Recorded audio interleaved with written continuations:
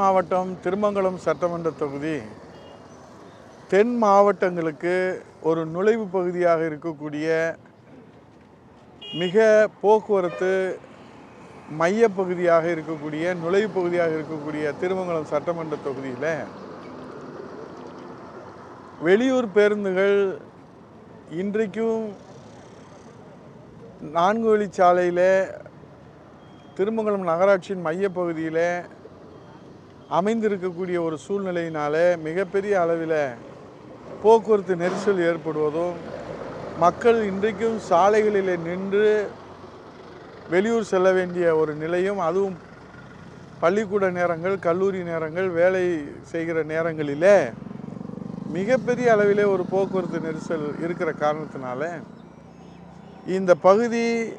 தொகுதி மக்களுடைய கோரிக்கையில் திருமங்கலம் நகராட்சியில் ஒரு புதிய பேருந்து நிலையம் அமைக்க வேண்டும் என்கிற நீண்ட நாள் கோரிக்கையை புரட்சி தமிழர் ஐயா எடப்பாடியார் அவர்கள் முதலமைச்சராக அம்மாவினுடைய ஆட்சியில் மாண்புமிகு உள்ளாட்சித்துறை அமைச்சர் அண்ணன் எஸ்பி வேலுமணி அவர்கள் இந்த திருமங்கலம் நகராட்சிக்கு ஒரு புதிய பேருந்து நிலையம் அமைப்பதற்கு உரிய ஆய்வுகள் செய்து அதற்கான தகுந்த இடத்தை தேர்வு செய்ய வேண்டும் என்று அவர்கள் அறிவுரை வழங்கிய போது, இதே 4 வழிச்சாலையில் இப்போது நீங்கள் பார்க்கிற அந்த புகைப்படம், அதே போல் அந்த புகைப்படம் 4 வழிச்சாலையில் ஏறத்தாழ 45 பேருந்துகள் ஒரே நேரத்தில் நின்று செல்கிற வகையில், அதோடு ஷாப்பிங் காம்ப்ளெக்ஸ், அதோடு இருசக்கர வாகனங்கள் இவைகளெல்லாம் நிறுத்துவதற்கும் கழிப்பறைகள் உள்ள வசதிகளோடு இந்த பேருந்து நிலையம் மாண்புமிகு முதலமைச்சர் புரட்சி தமிழர் ஐயா எடப்பாடியார் அவர்கள் 27/5/2019 அரசாணை எண் 66 தாய் உள்ளத்தோடு இந்த மக்களுடைய கோரிக்கையை ஏற்று அதை நிறைவேற்றுகின்ற வகையில் 22 கோடி ரூபாய் அளவில் இந்த அரசாணை வெளியிடப்பட்டு திருமங்கலம் நகராட்சியில் இந்த திருமங்கலம் பேருந்து நிலையம் மிக அத்தியாவசியமான very essential bus stand for Thirumangalam என்று தீர்மானம் நிறைவேற்றி அதை municipal administration and water supply department அவர்கள் இந்த அரசாணையை முதலமைச்சர் அவர்களுடைய புரட்சி தமிழ் ஐயா எடப்பாடியுடைய உத்தரவுக்கு இணங்க அறிவித்த இந்த திட்டம் 4.5 ஆண்டுகள் சென்றதற்கு பின்பும் சட்டசபையிலே பலமுறை நான் இது குறித்து மாண்புமிகு நகர்த்துறை அமைச்சர் நேரு அவர்களிடத்தில் பலமுறை இதை கோரிக்கையாக வைத்தும்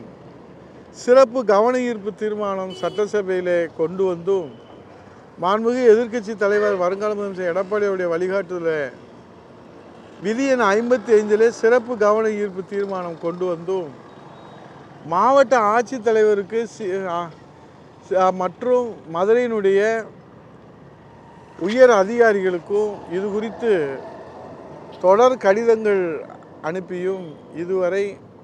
ஒரு துரும்பை கூட எடுத்து போடவில்லை. இதன் இடையிலே பழைய பேருந்து நிலையத்தை சீரமைக்கிறோம் என்று 2 கோடி ஒதுக்கியிருப்பதாக சொல்லி அங்கே பெயர் பலகை மட்டும் புதுப்பித்து விட்டு அந்த பேருந்து நிலையத்தினுடைய நிலை நீங்கள் வேண்டுமானாலும் இப்போது பாருங்கள், மிகவும் சிதலடைந்து இருக்கிறது. அதைத் தொடர்ந்து இன்றைக்கு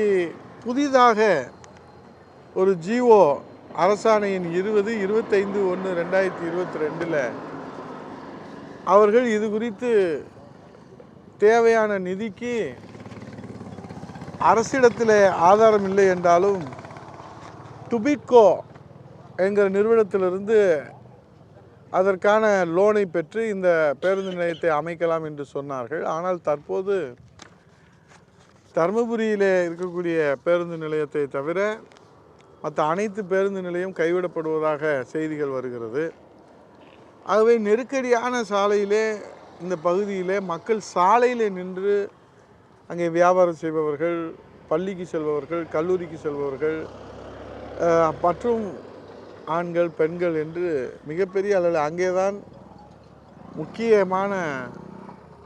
பகுதியாக இருக்கிற காரணத்தினாலே மிகப்பெரிய போக்குவரத்து நெரிசல் ஏற்படுகிறது. ஆகவே மாண்புமிகு முதலமைச்சர் அவர்கள் இந்த திருமங்கலம் தொகுதியிலே மாற்றாந்தாய் மனப்பான்மையோடு அணுகுமுறையை கைவிட்டுவிட்டு புரட்சி தமிழ் ஐயா எடப்பாடியார் முதலமைச்சராக இருக்கிற போது அறிவித்த அந்த புதிய பேருந்து நிலையத்தை அதற்கான இடம் என்ட்ரப்பான், நான் வருவாய்த்துறை அமைச்சராக இந்த தொகுதியுடைய சட்டமன்ற உறுப்பினராக என்ட்ரப்பான் கொடுத்து முன்னுழைவு கொடுத்து தற்போது அது நகராட்சியினுடைய கைவசத்தில் தான் இந்த 4 வழிச்சாலை இதற்கு பின்புறம்.